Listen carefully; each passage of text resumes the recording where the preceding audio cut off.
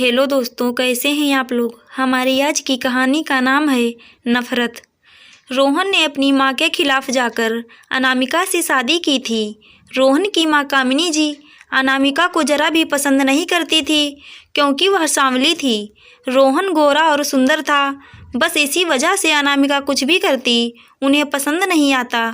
बात बात पर ताना मारती कि मेरा बेटा कितना सुंदर है और ये काली कलूटी ने मेरे बेटे को फंसा लिया, पर वह हंसकर सह लेती, रोहन से कुछ ना कहती। पर रोहन को सब पता था।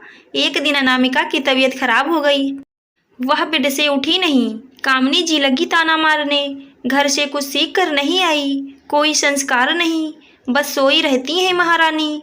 रोहन अपनी माँ के पास गया और उनका हाथ पकड़कर सीधे अपने कमरे में ले गया।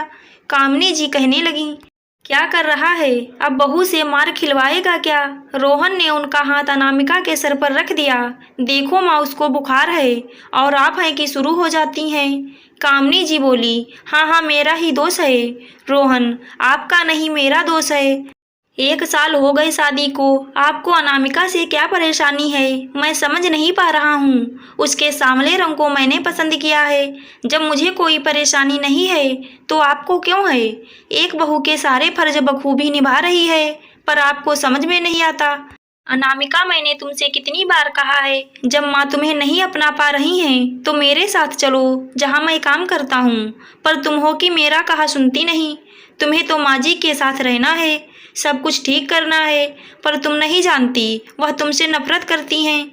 वह तुम्हें कभी भी इस घर की बहू नहीं समझेंगी। अब मैं तुम्हारा एक भी कहा नहीं सुनूंगा।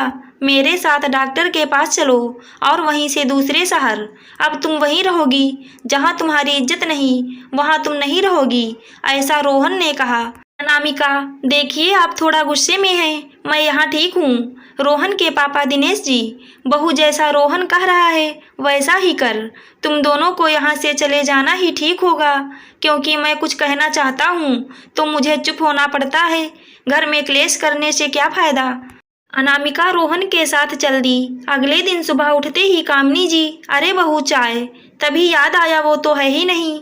अजी सुनते हैं, इनमें से आपकी दवाई कौन सी है। दिनेश जी, हाँ बहू ने कागज पर लिख कर गई है। दिनेश जी बोले, क्यों बहू की याद आ रही है।